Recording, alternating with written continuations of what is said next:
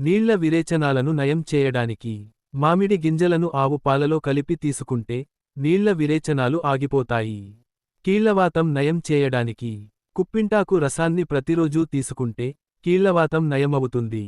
మలబద్ధకాన్ని నయం చేయడానికి అవిసె ఆకు నీడలో ఆరబెట్టి పొడిగా నూరి ఉదయం మరియు సాయంత్రం ఒక చెంచా పాలతో కలిపి తీసుకుంటే మలబద్ధకం నయమవుతుంది.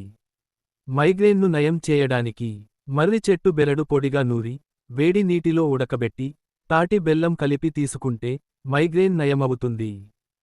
శరీర ఆరోగ్యానికి సంబంధించిన ఇటువంటి విలువైన సమాచారం మీకే కాకుండా ఇతరులతో కూడా పంచుకోండి.